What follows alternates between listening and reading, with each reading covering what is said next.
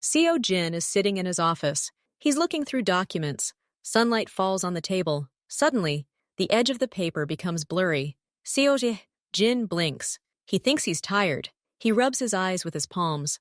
But the blur doesn't disappear. It grows. The light in the room dims. The letters on the paper swim and merge into a gray spot. Seo Jin abruptly rises from his chair. The chair falls to the floor with a clatter. He clutches the edge of the table. "What's going on?" he says out loud. His voice rings loud in the silence. He tries to see his hands. His vision is no longer blurry, but a thick fog. The fog thickens. After a few seconds, the fog becomes darkness, complete and utter. He sees no window, no door, no desk, only blackness. He takes a step and trips over a fallen chair. He falls to his knee. Pain shoots up his leg. He sits down on the floor. His breathing is rapid and loud. He stretches out his hand in front of him. He moves his fingers. He sees nothing. He closes his eyes, then opens them again. Nothing changes. Darkness. He screams. He calls for his assistant. His voice trembles. The door opens. He hears footsteps. "Boss, what happened?" Seo Jin hears a voice nearby. He turns his head towards the sound. "I can't see," Seo Jin says. His voice is now quiet and even. "Turn on the light." "The lights are on, boss," the assistant says, his voice tinged with fear. Seo Jin understands. It's not the darkness in the room. It's the darkness in his eyes. He's blind. He's being taken to a clinic. It's a private facility. Wealthy people are treated there. He's shown into the office. He hears the doctor's footsteps. He smells the medicine and cleanliness. "My name is Dr. Kim," a male voice says. "Describe what happened." Seo Jin is speaking. He speaks briefly and clearly. He hears Dr. Kim writing something down. "I'll do an examination," the doctor says. Seo Jin feels the touch. The doctor gently touches his eyelids, pulling them back. He shines a bright beam into his eyes. Seo Jin sees only flashes of white light in the darkness, like distant lightning. There's no pain, just light. "Follow the beam," the doctor asks. Seo Jin tries. He tells him where he thinks the light is going. Then the drops. Cold drops fall into his eyes. They cause a slight burning sensation. His pupils dilate. The doctor looks again. Half an hour passes. Dr. Kim is silent. Then he pushes back his chair. "Physically, the eyes are perfectly fine," says Dr. Kim. "There are no injuries, no hemorrhages, and the retina is intact. This is highly unusual. More in-depth testings is needed." Seo Jin sits motionless, waiting for some simple answer. There is none. The next day, another specialist comes in. Dr. Pak, a woman. Her voice is softer, but still businesslike. "We'll do an MRI," she says. "We'll check the optic nerve and part of the brain." Seo Jin is led down the hallway. An assistant leads him by the arm. They enter a room with a humming machine. He is laid down on a hard couch. Something heavy is placed on his head. The couch slides into the machine. The sound becomes deafening. A thud, a hum, a whistle. Seo Jin lies in the darkness, listening to the noise. He thinks about his business, about things that have now come to a standstill. Without him, everything could fall apart. His fists clench. The procedure is over. He's taken back to his room. It's large, with expensive furniture. He knows this because he saw it yesterday. Now all he can hear is the ticking of the clock on the wall and the draft from the air conditioner. He is waiting. Dr. Pak comes in the evening. He hears her opening a folder. "The results are in," she says. "It's good news and bad news." So Jin is silent. The good news: no tumors, no nerve damage, no stroke or brain hemorrhage. Structurally, everything is perfectly normal. "What's the bad news then?" So Jin asks. "The bad news is we don't see a physical cause for your blindness. It's not something we can fix with a scalpel or cure with a pill. It's a functional disorder. Sometimes it happens after severe stress, but the mechanism is unclear." "What does this mean?" His voice grows harder. "That means we don't know how to fix it. We can't treat what we can't see on the images." Seo Jin nods slowly. He understands. Another doctor can't help. In the morning, the clinic's head physician arrives. His name is Dr. L. He has a tired, important voice. "Mr. S, we've assembled a panel," he begins. "We've reviewed all the data. Our findings are consistent with those of our colleagues." Seo Jin sits in a chair by the window. He can feel the warmth of the sun on his skin, but he can't see it. "And what are the conclusions?" he asks. "You're healthy, but you can't see. Modern medicine sometimes encounters such cases. We can offer you therapy to help you adapt, braille training, psychological support. But restoring your vision? We don't know the method. We have nothing to offer. I have to be honest with you. The chances are practically non-existent. The words hang in the silence of the room. Seo Jin hears every sound. The hum of the refrigerator. The footsteps outside the door. The doctor's even breathing. He doesn't scream. He doesn't slam his fist on the table. All his rage goes inside and freezes there, turning into a heavy, cold stone. Are you saying I have to accept this? So Jin says very quietly, I want to say that we've done every possible test. Science can't be all-powerful. Sometimes we have to admit our own weaknesses. I'm very sorry. Seo Jin hears Dr. L stand up, hears him bow, hears footsteps retreating toward the door. The door opens and closes. He is left alone, in complete, impenetrable silence and darkness. He sits motionless. For a minute, 5, 10, his face is expressionless. Inside, everything is empty. He has power, money, strength, but he cannot buy himself a simple piece of light. He has lost. Several hours pass. Seo Jin barely moves. He's still sitting in the chair. He hears the door open. It's not a sharp sound like the doctor's. It opens softly. The steps were light, almost inaudible. Not the doctor's hard heels, but the soft rustle of shoes. Good evening, Mr. S.O. My name is Jasmine. I need to give you an injection, says a female voice. The voice is calm, even. There is no pity in it, no businesslike dryness. Seo Jin doesn't respond. He simply turns his head slightly toward the sound. He hears her approach the nightstand. He hears the soft tinkle of glass. She prepares the syringe. Then her footsteps approach him. Please roll up your sleeve. This will be an intramuscular injection into your shoulder. It's a tension reliever, she says. Seo Jin slowly rolls up the sleeve of his pajamas. He feels the light touch of her cool fingers on his skin. She wipes the area with rubbing alcohol. It's cool and damp. She seems to be adjusting something on the nightstand. Are you comfortable in this chair? She asks. It's a simple, mundane question. Yes, So Jin answers shortly. If anything, you can adjust the backrest. The lever is on the side. Thank you. He hears her take another step, not toward the door but toward the window. It's sunset outside, Jasmine says simply, as if reporting the weather. The sky has turned orange and pink. Beautiful. Seo Jin is silent. He has nothing to say about the sunset. He doesn't see it. I used to work in the neurology department at another hospital, she continues, not waiting for an answer. There were a lot of unusual cases there. Seo Jin tilts his head slightly. Her words catch his attention. No one had ever spoken to him casually before. Everyone had only talked about his blindness. What do you mean by non-standard? He asks. Those where the test results don't match the symptoms, where you can't just go ahead and operate. And what did you do? Sometimes they looked in the wrong place. Sometimes the problem wasn't the fabric, but the signal, like a broken wire. The wire itself is intact, but there's no current flowing. Seo Jin freezes. He processes these words. This is the first thing he hears, not "we don't know," but a concrete comparison, albeit a simple one. Are you new here? He asks. Yes, I transferred a week ago. And what do you think about my case? His voice is neutral, but there is tension in it. Jasmine falls silent for a moment. He hears her take a small breath. I've looked through your story and photos, Jasmine says quietly but clearly. My colleagues gave me access to view them. So Jin is waiting. I saw a similar case once. Not quite the same, but similar. The patient also suddenly lost his vision. All his tests were normal. And what happened to that patient? They restored his sight. Partially, but they restored it. So Jin's heart beats faster. This is the first hope he's had in days. Tiny, but real. How? There was a microscopic problem. It's not visible on a regular MRI. It requires a special imaging mode and a very detailed analysis. It's like looking for a crack in glass, not with your eyes, but under a special light angle. And you think I have the same? I think so. It's just a different location. Your blindness was too sudden and complete.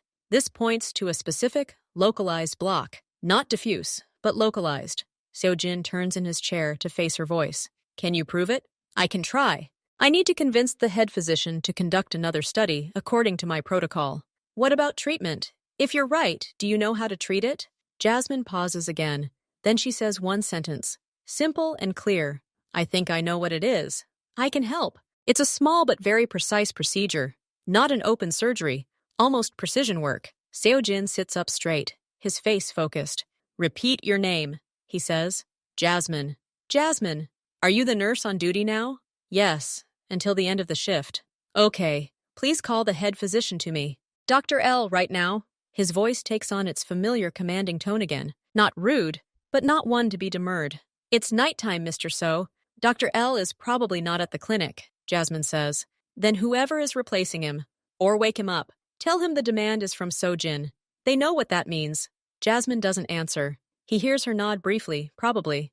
Okay, I'll pass it on, she says, her steps retreating toward the door. Seo-jin doesn't move. Her words are spinning in his head. Spot block, fine work, I can help. He doesn't allow himself to truly hope, but he clings to this opportunity like a drowning man. He can't let it pass. 20 minutes pass. He hears quick footsteps in the hallway.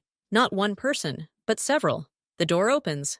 Mr. S., did you request an urgent meeting? Comes the voice of the administrator on duty.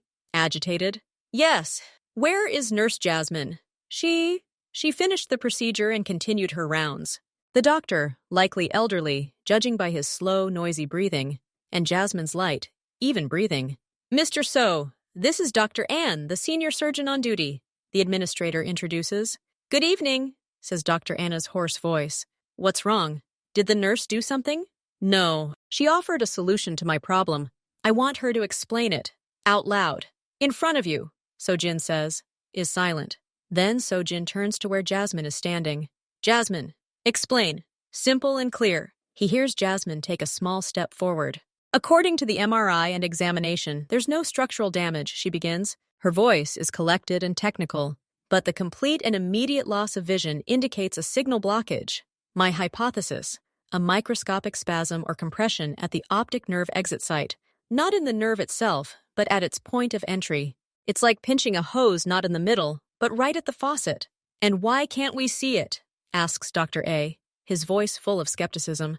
Because a standard MRI takes slices at a specific interval. Let's say the problem is in a 0.5 millimeter area. It could be between 2 slices. They'll miss it. What's needed is a targeted, high-resolution tomography of that specific area.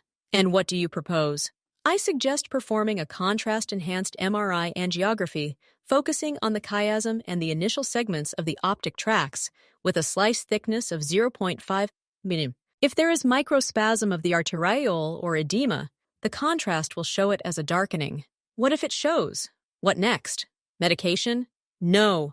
Medications won't relieve localized swelling of this magnitude without systemic intervention. A minimally invasive procedure is needed. Access is through the superior wall of the orbit, not directly into the eye, but deeper. The goal is to administer a microdose of a corticosteroid and antispasmodic precisely to the area, to relieve swelling and pressure right there. It's like putting solvent on dried glue. Seo-jin listens. It's complicated terminology for him, but the gist is clear. She knows where to look, and she knows what to do if she finds it. And do you know how to do such a procedure? Asks Dr. A. Yes. I assisted on 5 of these at my previous clinic, and I performed 2 myself under supervision. Successfully. There's silence in the room. Then Dr. A snorts. This is pure theory, Mr. So. And not even a theory, just a guess. Performing an invasive procedure based on a nurse's guess. I don't care if it's a guess or a theory. So? Jin cuts him off abruptly. His voice becomes hard and flat.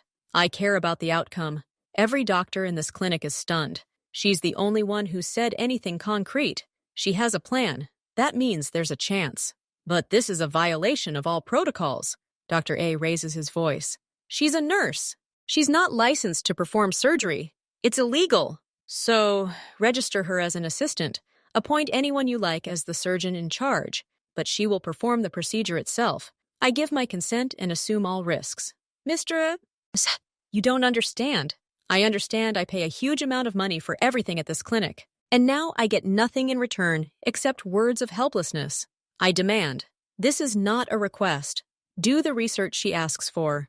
If her hypothesis is confirmed, you let her perform the procedure, or I take all my donations and go to another clinic, taking Nurse Jasmine with me.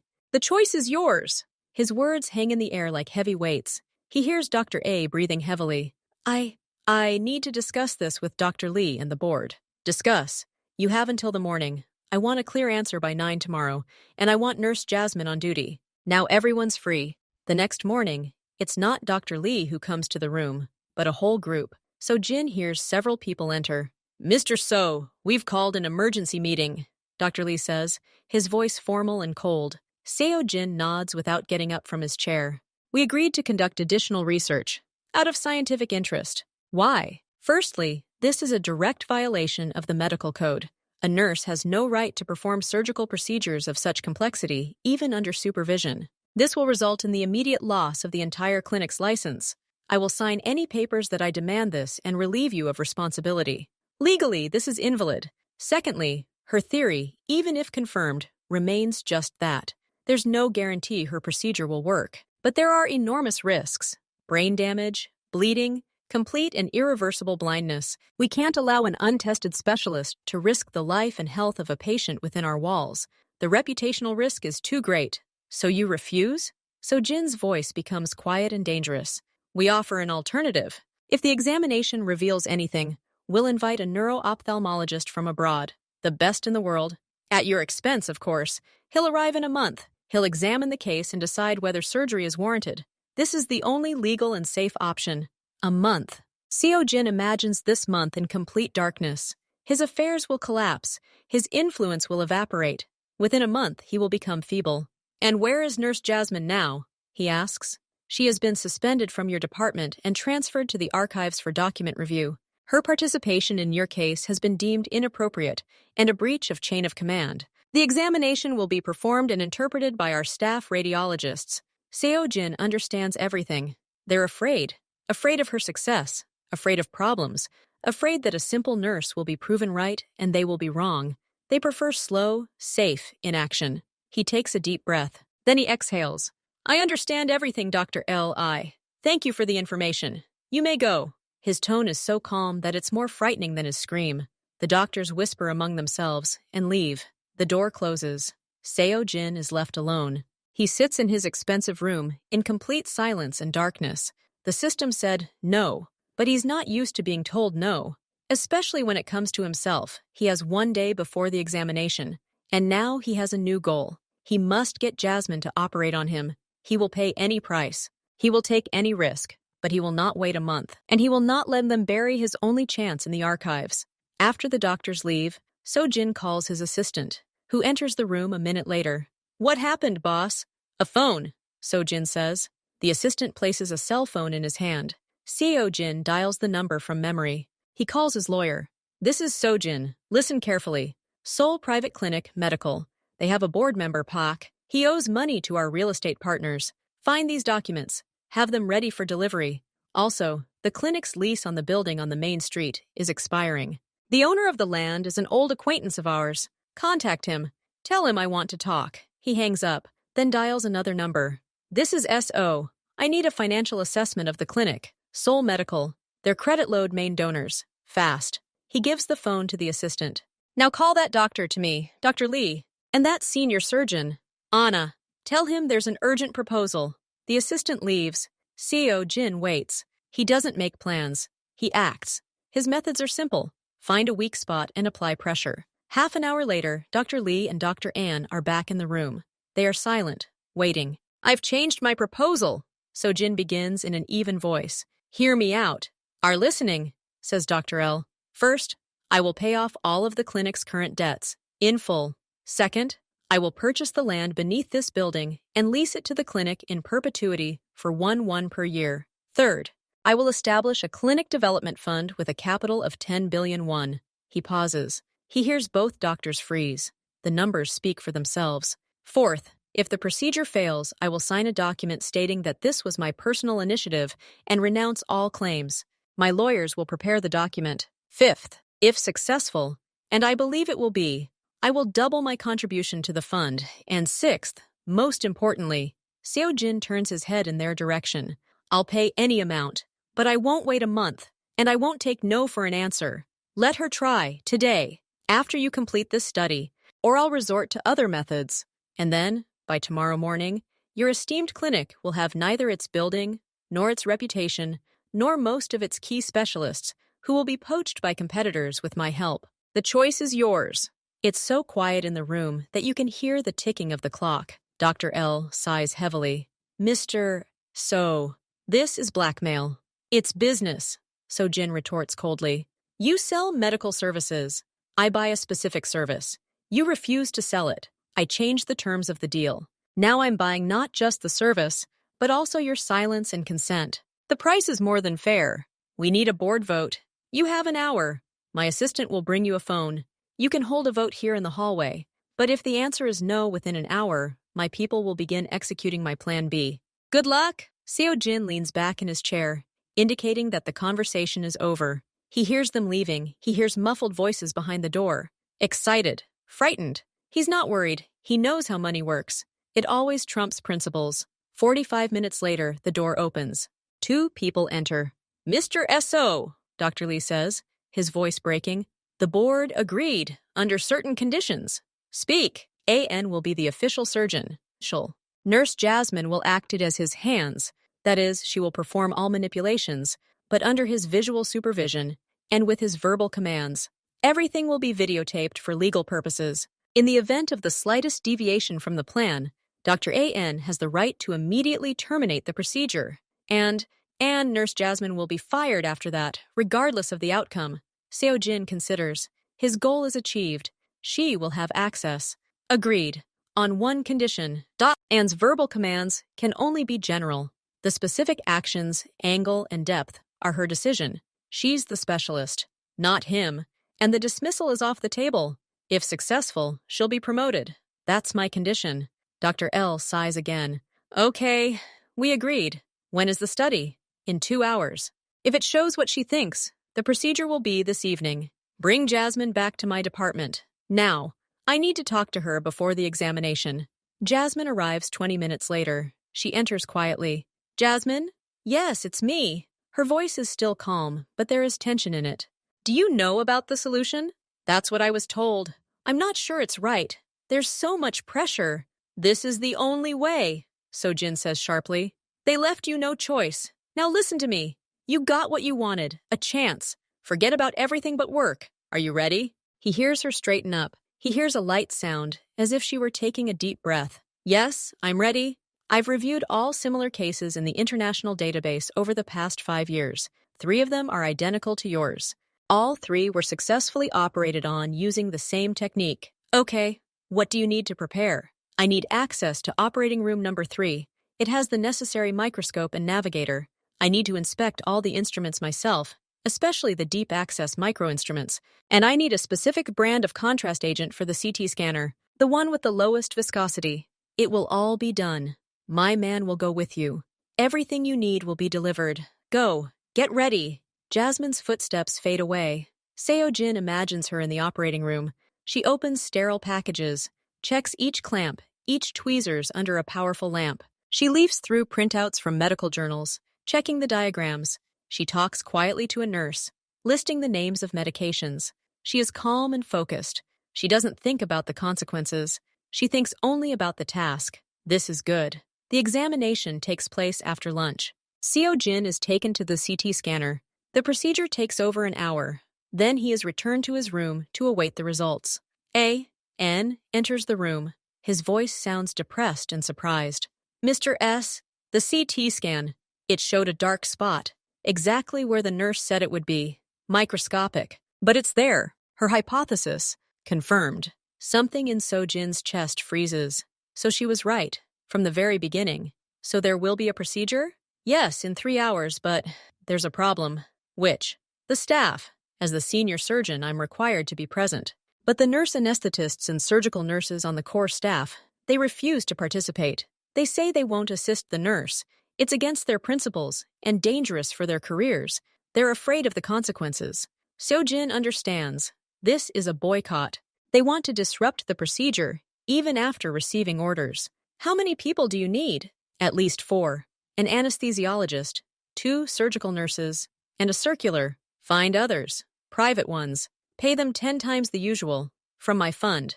Now, but where can I get them in 3 hours? Use my resources. Call emergency medical services. The best ones.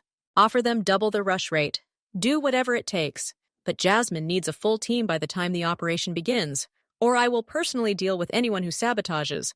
I already know their names. His voice leaves no doubt. Dr. A quickly exits.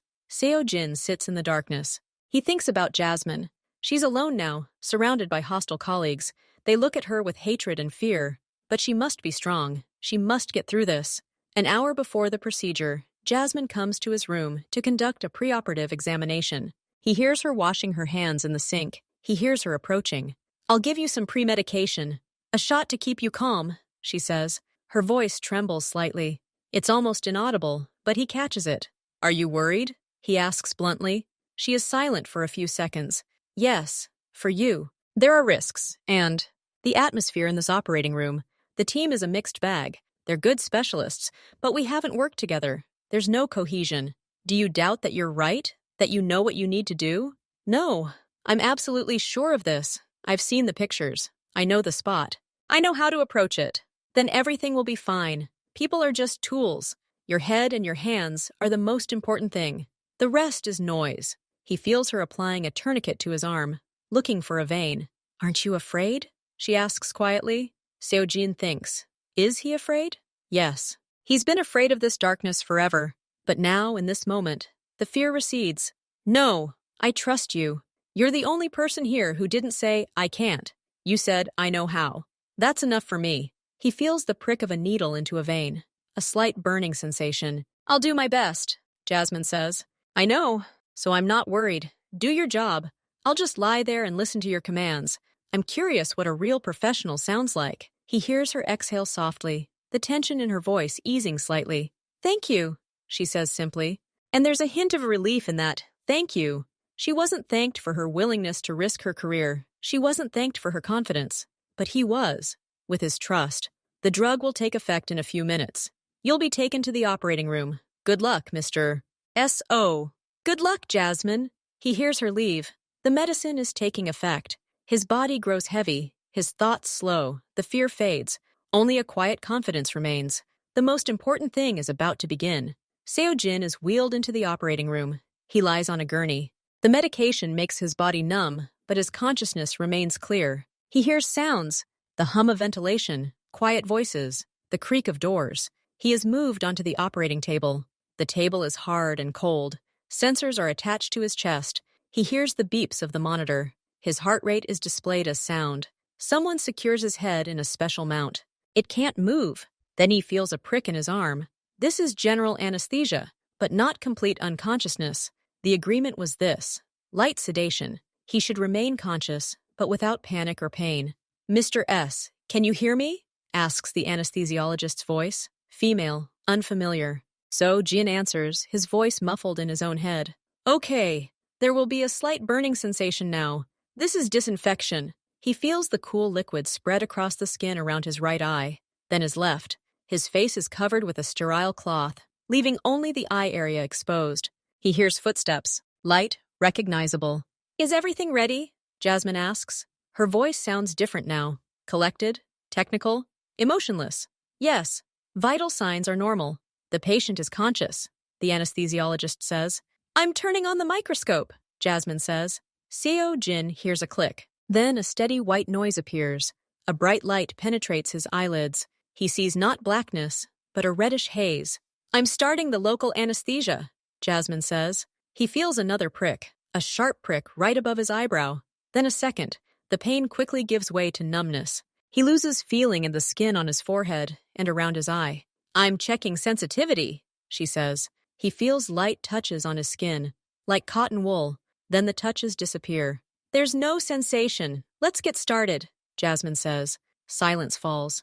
A deep, dense silence, interrupted only by the rhythmic beeping of the monitor and the hissing of the anesthesia machine. Seo-jin lies motionless. He can't see, but he senses the presence of people. He senses their attention. He knows that Dr. An is standing next to her, watching her every step. He knows that the surgical nurses are frozen at the instrument table. He knows that the anesthesiologist keeps her eyes glued to the screens. No one speaks. No one whispers. Even the sound of their breathing seems muffled. Everyone is watching. Some with fear, some with skepticism, others simply with professional interest. So, Jin hears only the sounds of work. A soft metallic clang. Jasmine takes a tool from the tray. Then another. She doesn't ask for it. She takes it herself. She knows where everything is. Her only voice breaks the silence, giving commands to the anesthesiologist. Only numbers and terms. Blood pressure, 120/80. Stable. Pulse, 72. Okay, let's continue. Then silence again. So deep that Jin can hear his own heartbeat in his ears. It's like the anticipation of a gunshot. But there's no gunshot. There's only quiet, focused work. The expander, Jasmine says quietly. There's a soft click. Jin feels pressure on the skin around his eye. It doesn't hurt, just the sensation of the instruments opening. Microscalpel, 3 millimeters, she says. A new sound appears, a barely audible high-pitched hum. It's a miniature and electric scalpel. It cuts deeper into the tissue rather than the skin. Jin feels no pain, only a slight vibration somewhere deep behind his eye. Hemostasis, pinpoint, she commands. There's a short click. This is a vascular coagulation device. It stops tiny capillaries from bleeding. I see the area. I confirm the location. There's microedema, precisely at point X12, Jasmine says. Her voice is tinged with satisfaction, but without emotion. It's a statement of fact. I'm inserting the cannula. Depth, 22 millimeters.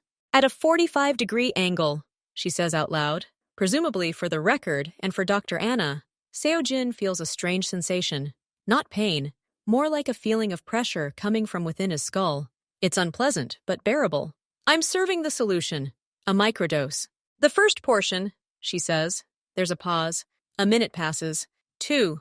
The monitor's beeps quicken. His heart beats faster. His body reacts to the intrusion. Pulse is 90.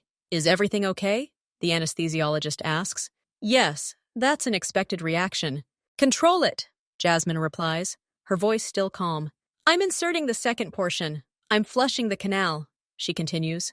The pressure inside him begins to subside. Gradually. Jin didn't even realize how strong it was until it began to subside. The swelling is going down. I see tissue release.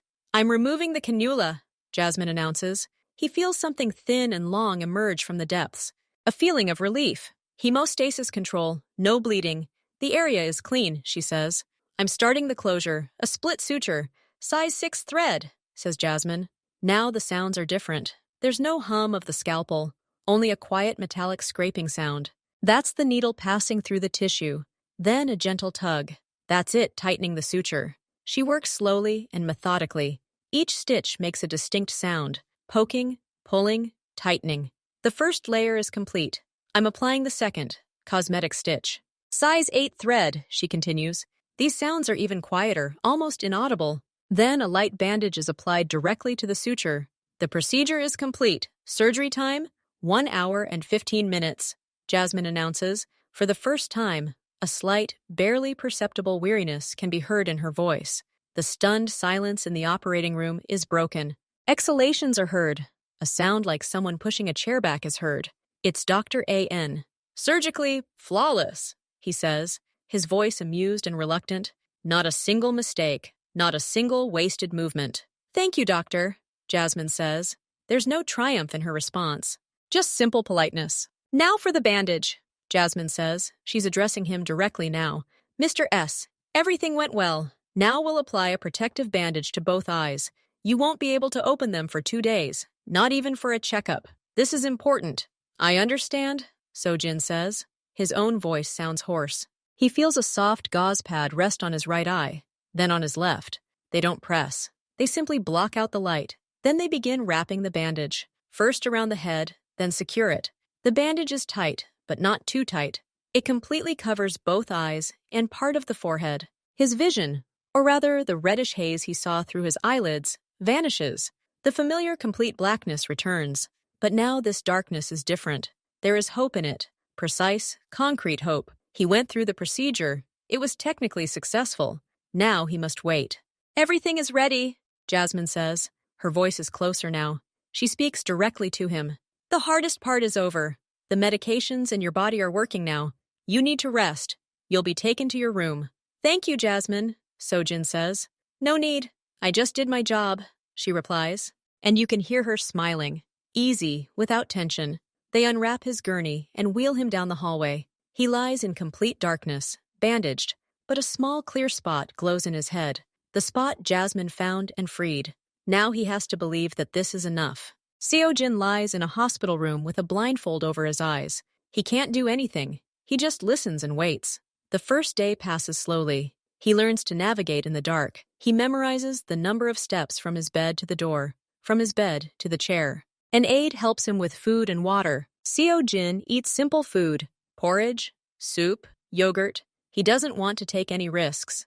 Jasmine arrives. She comes 3 times a day on schedule. She checks his condition, measures his blood pressure, and changes the outer layer of the dressing if needed. "How are you feeling?" she asks each time. "Fine," he replies. "No changes." "That's good. No changes. That's a good sign so far. The body is working." They barely talk. He has nothing to ask. She has nothing to add. All the information has already been said. Now everything depends on his body. Sometimes Dr. A.N. comes. He also checks the bandage and listens to the heart. "No pain? No itching? No burning?" he asks. "No," Seo-jin replies curtly. "Okay, we'll keep waiting."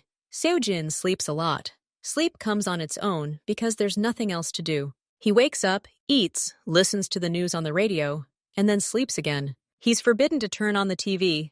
There's sound but no picture. It's irritating. On the second day, his patience begins to wear thin. The darkness weighs heavily. He finds himself forgetting the faces of his loved ones. He tries to recall the color of the walls in his office, the shade of the wood on his desk. It's difficult. The colors fade in his memory. Jasmine comes in the evening of the second day. She goes through the usual procedures. "We'll remove the bandage tomorrow morning," she says. Her voice is even. "Will you be there?" he asks. "Yes, absolutely. I'll be there." "Okay." After she leaves, he lies awake for a long time. He thinks about tomorrow. He imagines 2 scenarios. First, he'll take off the blindfold and see the world again. Second, he'll take off the blindfold and there will be the same darkness. He prepares for the second scenario. He makes plans in his head for how he'll live on if nothing works out. It's calmer that way. The morning of the third day dawns. Seo Jin wakes early. He lies there and listens to the movement in the hallway. He can hear the nurses' voices and the sound of gurneys. At 8:30, Jasmine enters the room. Someone else is with her. He hears 2 pairs of footsteps. "Good morning, Mr. So. Today is an important day," Jasmine says. "I know," he replies. He hears her approach the bed, feels her presence. "I'll just check the bandage now, before A comes in to remove it." "Okay?" She carefully touches the bandages around his head, adjusts something. "Everything's fine. Let's wait for the doctor." At that moment, when her fingers slightly push back the edge of the bandage at her temple, it happens. On the left, at the edge of my field of vision, where there was always blackness, a spot appears. Not colored, light gray. It's blurry, like looking through frosted glass, but it's there. Seo Jin freezes. He's afraid to move, afraid the stain will disappear. "Jasmine," he says quietly. "Yes? I see light." "What?" Her voice becomes attentive. "On the left. I see a light spot. Now, when you adjusted the bandage." He feels her still. Then her fingers carefully move the edge of the blindfold again. "Can you see it now?" "Yes. Stronger. It's not black. It's gray light. Blurry. Try opening your eye under the blindfold. Carefully." Seojin tries. The eyelids lift beneath the bandages. He blinks. The gray spot is getting brighter. It now fills the entire left edge. It has no shape. It's just a bright space in the darkness. "And in the right eye?" Jasmine asks. "Not yet. Just the left." "That's great. That's a very good sign," she says. There's joy in her voice. Real, genuine. That means the swelling has gone down. The signal has started to get through. The right eye may lag a few hours. That's normal. A.N. enters the room. "What's going on?" he asks. "The paint reports light perception in the left eye," says Jasmine, her voice becoming professional again. "Really?" Dr. A.N. steps closer. "Describe it." "Gray light, no detail, like a fog," says So-en Jin. "Excellent. So the procedure was effective. We'll remove the bandage as scheduled. In an hour." An hour passes slowly. Seo Jin lies and stares into the gray fog. The fog changes. Sometimes it brightens slightly when someone passes by the window and changes the light in the room. Sometimes it darkens. This proves that his eyes are responding to the outside world. He's not fooling himself. Exactly an hour later, Dr. An and Jasmine arrive. A nurse also arrives with a procedure trolley. "We'll begin," says Dr. An. "First, I'll remove the surgical dressing. Then we'll gently cleanse your eyelids. The lights in the room are dimmed. You should open your eyes slowly. Don't try to focus right away. I understand, says So Jin. They lift him up so he's sitting up in bed. His back is supported with pillows. Let's begin, says Dr. A. So Jin feels the bandage being unwound. First her head is released, then her forehead. The bandage is removed completely. But a thin gauze piece, held in place with a bandage, remains over her eyes. There will be some slight discomfort. The bandage is peeling off, Dr. Alon warns. He feels the tape being pulled away from his skin. It's a little painful. Then the doctor removes the gauze pads. Your eyes are now free, but your eyelids may be stuck together. I'll apply saline to flush them. Don't blink too hard. Seo Jin feels the touch of damp cotton pads. The cool liquid washes his eyelids. He wants to blink, but he restrains himself. The flush is complete. Now try opening your eyes slowly. First the left one, the one that saw the light, Dr. Ahn instructs. Seo Jin takes a deep breath. He concentrates on his left eyelid. Slowly, very slowly, he lifts it. At first, there's just a blurry light. Bright, white. Then this light begins to split into spots. Darker and lighter. He blinks. Blinks several times. A tear leaks from the corner of his eye and stings. He wipes it away with the back of his hand. When he opens his eye again, the world begins to emerge. Directly in front of him is a large dark spot. It gradually takes shape. It is the silhouette of a man in a robe. The robe is white. The figure is short. Long hair is pulled back. Details emerge slowly. He sees the oval of a face. Dark skin. Serious eyes staring at him intently. Lips slightly pressed together with tension. He recognizes her. Not by her face, he's never seen that. He recognizes her by her posture, by the way she stands, straight, calm, focused, by the expression in her eyes that he's always heard in her voice. This is Jasmine. He sees her. He stares at her for a few seconds, unblinking. He doesn't say anything. He just stares. He sees the white ceiling behind her head. He sees the window to the right. He sees a green plant on the windowsill. Everything is slightly hazy. Everything is slightly out of focus, as if through a weak film. But he sees. Mr. So? She asks quietly. What do you see? He looks from her face to her robe, then back to her face. His own voice sounds hoarse and unfamiliar. I see you, he says. I see you, Jasmine. You're wearing a white coat. Your hair is up. You're standing up straight. He sees her face change. The tension at the corners of her lips disappears. Her eyes widen slightly. Something warm appears in them. It's relief and joy. What else? Asks Dr. A, who is standing to the left, out of his field of vision. Seo Jin slowly shifts his gaze. He sees a man in glasses and blue surgical pants. It's Dr. An. I see Dr. An, with glasses, and a window, and a door. Everything is blurry, but I see shapes. I see light. Says Dr. A. Seo Jin covers his left eye with his palm. His right eye is harder to open. The eyelid is heavy, but he opens it. In the right eye, the image is darker and blurrier, but he also sees light and shadow. He sees the outlines of figures. It's not blackness. It's cloudy, but real vision. The right one works too, he says. It's worse, but it works. That's expected, says Dr. A, his voice filled with shock. Phenomenal. Absolutely phenomenal. Vision is restored. At least basic function.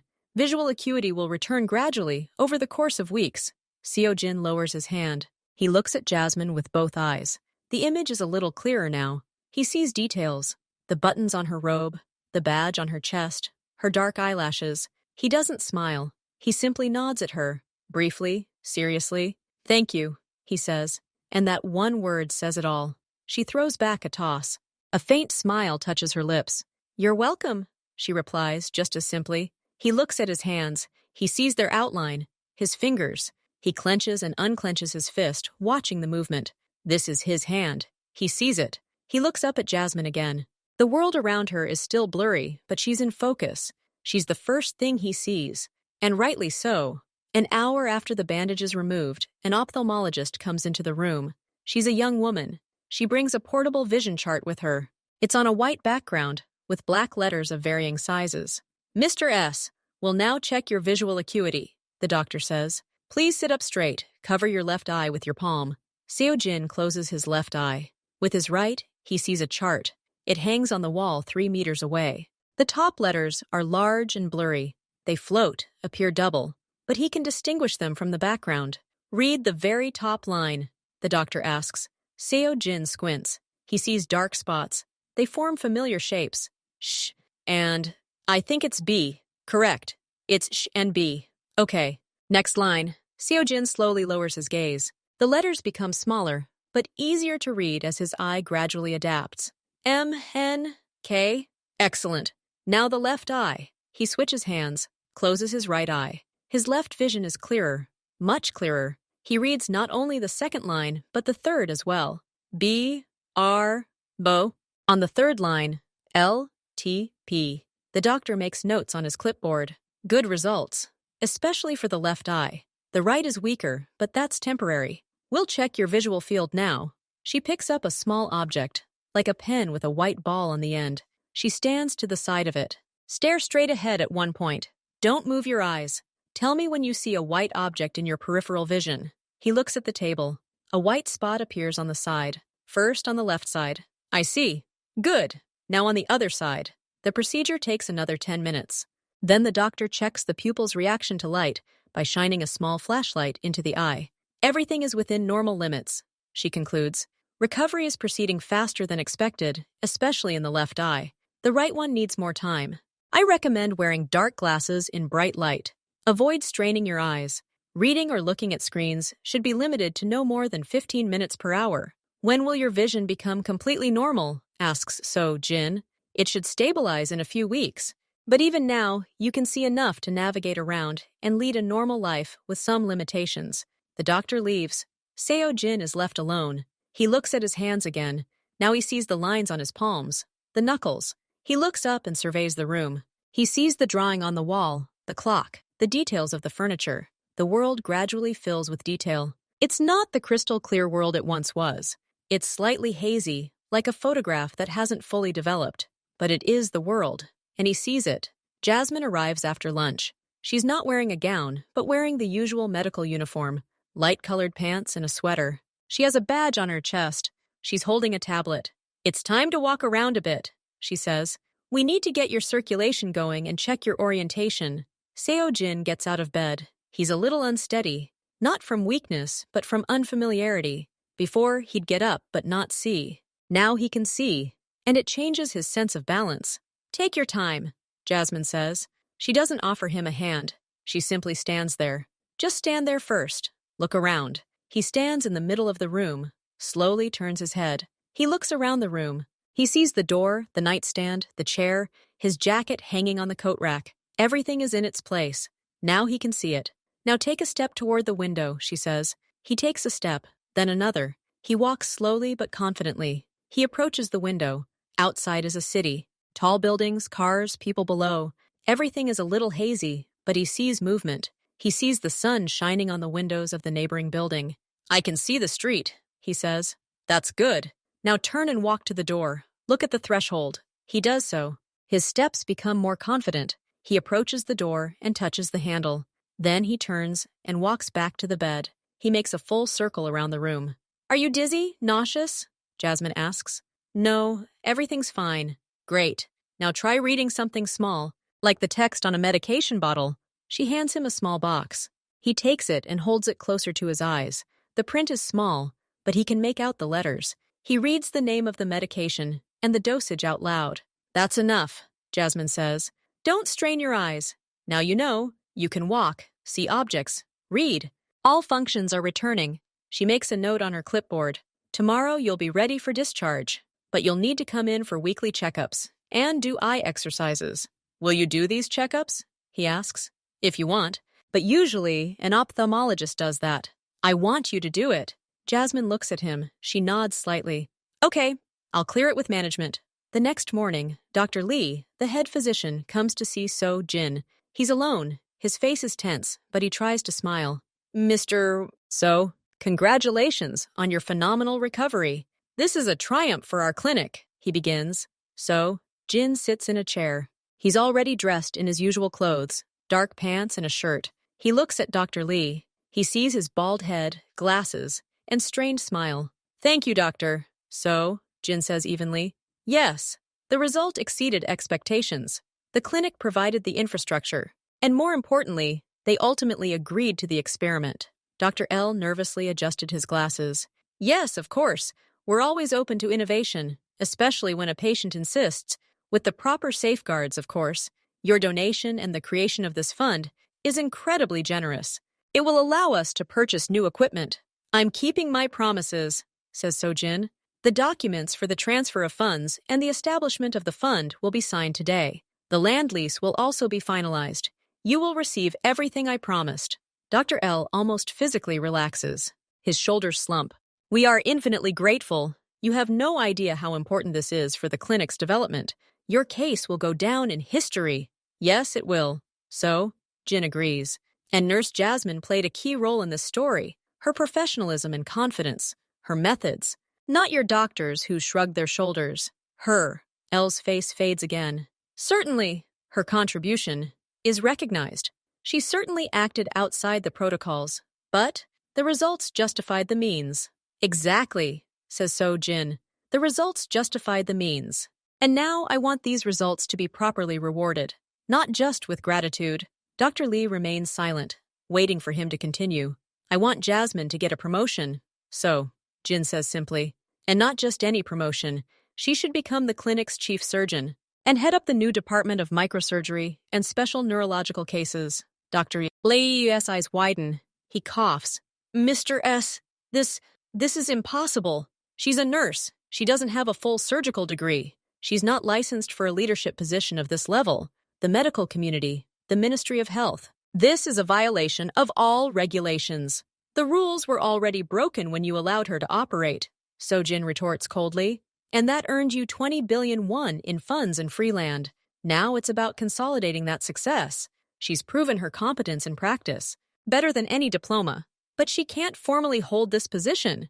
Then change the formalities, create a new title. For example, Head of Experimental Microsurgery, or Chief Specialist Consultant for Complex Cases. Give her an office, a team, a budget. Let her train your surgeons in her technique. You want to grow, right? Here's your chance to become the country's leader in this field. Dr. L looks at the floor. He's thinking. Colleagues, the doctor's advice. They won't accept it. They'll be outraged. It will cause a rift. Your colleagues have already shown that their opinions don't always lead to results, Sojin says, and I'm offering you a result, a concrete one. Or do you want Jasmine to go to another clinic? I can easily arrange a contract for her abroad, and then the fame and patents for the method will go with her.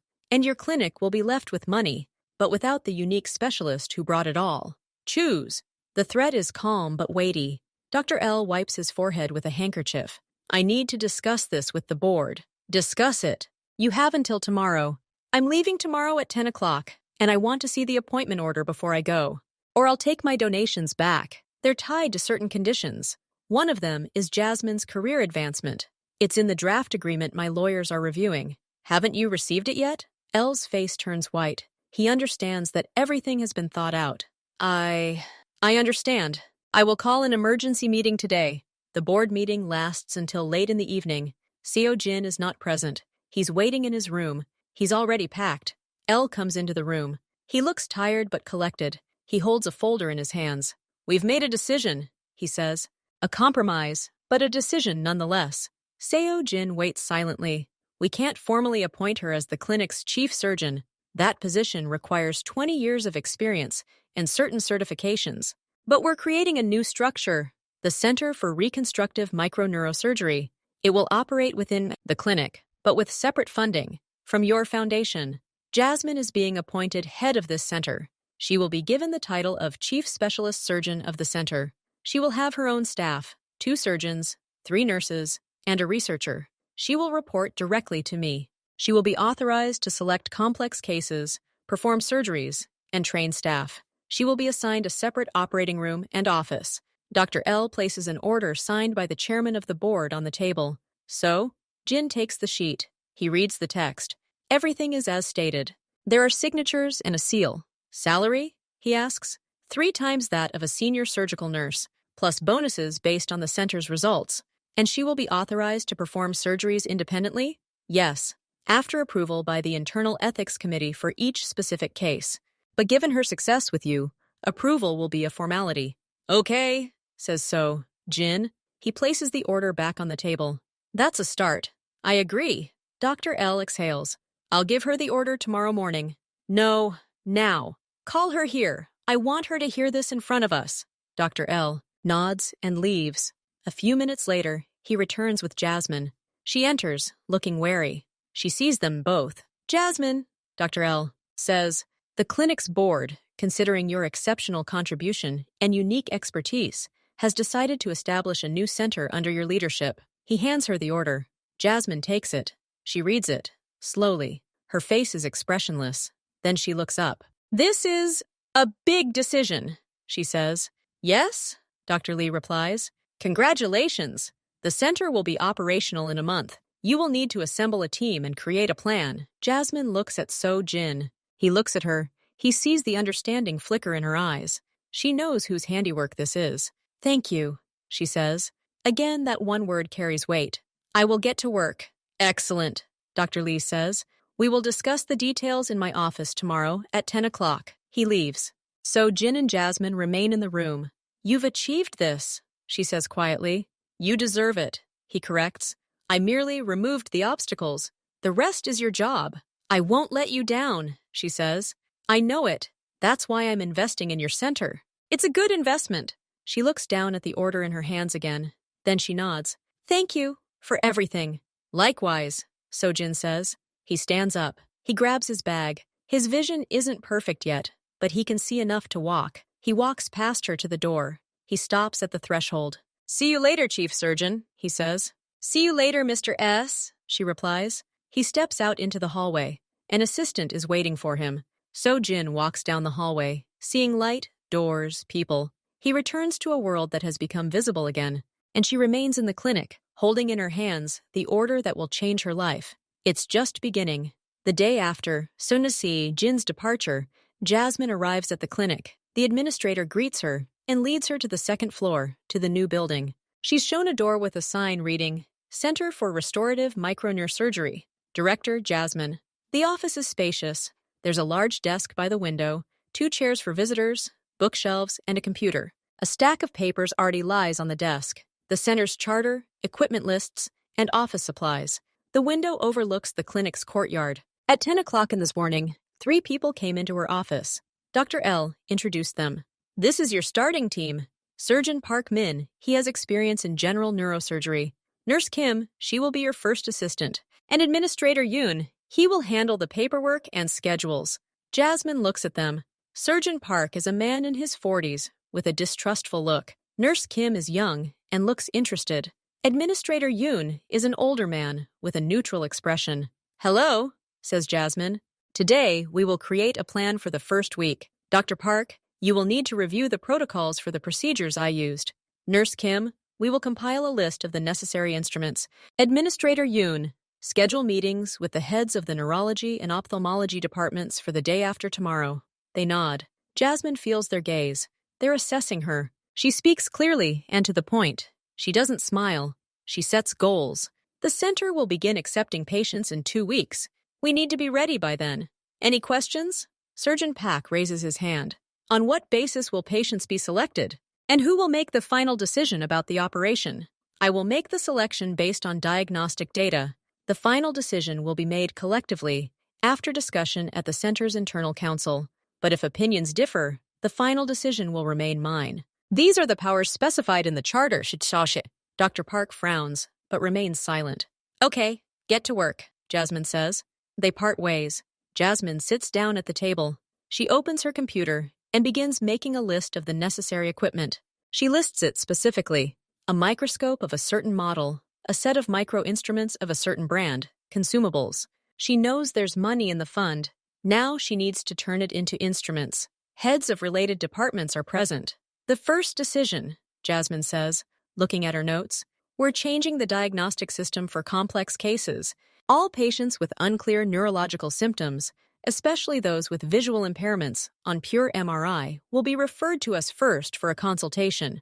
We'll perform targeted CT scanning according to our protocol. The head of neurology, the elderly Dr. Song, frowns. This will increase the workload on the CT scanner and waste our patients' time. No, Jasmine objects. It will reduce the time to diagnosis. Instead of months of fruitless examinations, 1 week. If we don't find anything, the patient will come back to you. If we do, we can help quickly. It's in the patient's best interests. Dr. Song mutters discontentedly, but doesn't argue. He's seen the board order. Second, Jasmine continues, we're creating a fast list of surgeries. If our center confirms a diagnosis suitable for microsurgery, the surgery is scheduled within 72 hours. Weeks or months of waiting are out of the question. To achieve this, we need priority use of one of the minor operating rooms 2 days a week. I've already coordinated this with Dr. Lee. Surgeon Pak looks at her with respect. He understands this is a serious request. Getting priority in the operating room means reallocating the clinic's resources. Third, training. Once a week, I conduct a seminar for surgeons and nurses in the neurosurgery department. The topic is microsurgical techniques and working with atraumatic approaches. Participation is mandatory for my center's staff and recommended for all interested parties. After the meeting, Nurse Kim approaches her. Son was very dissatisfied, she says quietly. That's normal, Jasmine replies. Change always causes dissatisfaction. In a month, when we present the first results, the dissatisfaction will subside. Please go check that our order for instruments has arrived. She returns to the office and makes changes to the clinic's weekly surgery schedule. She allocates Wednesday and Friday from 8 a.m. to 2 p.m. in operating room number 4. She notes, for the micro-neurosurgery center, priority interventions. Then she sends the schedule to all the department heads. She acts quickly and without unnecessary emotion. She has no time for persuasion. She has a mandate and resources. She uses them. Satabasio, Jin leaves the clinic in the morning. His car is waiting at the main entrance. Before getting in, he turns and looks at the building. He sees it clearly. The facade, the windows, the sign. No haze, no double vision. His vision was fully restored 3 weeks after the surgery. The ophthalmologist confirmed 100% visual acuity. Visual fields are normal. No complications. He gets into the car. The assistant is driving. To the office? Asks the assistant. Yes, says Sojin. As he drives, he looks out the window. He sees the streets, the billboards, the faces of passers-by.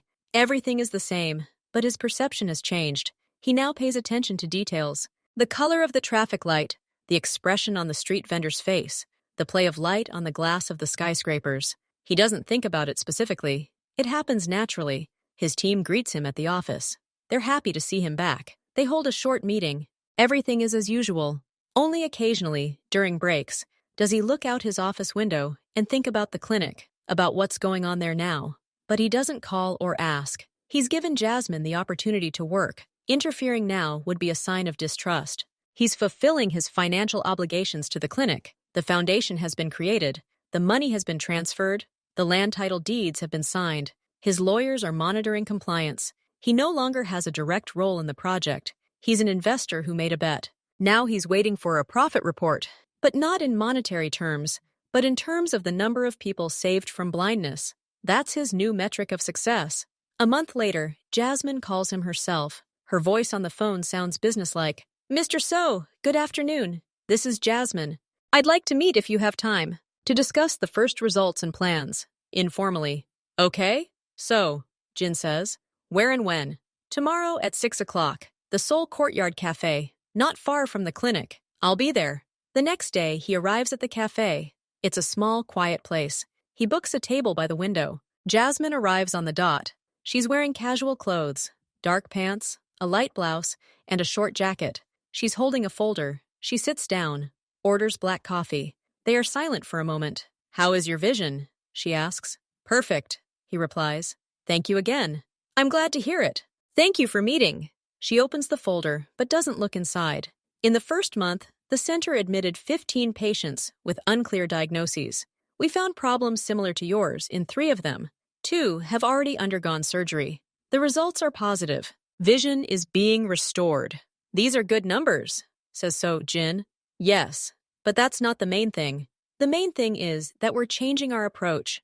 Other departments now refer complex patients to us more often, instead of observing them for years. Dr. Song, who was against it, sent us a patient himself last week. And your team, Surgeon Park? He works well. At first there was skepticism, but after the first successful operation, where he was my assistant, his attitude changed.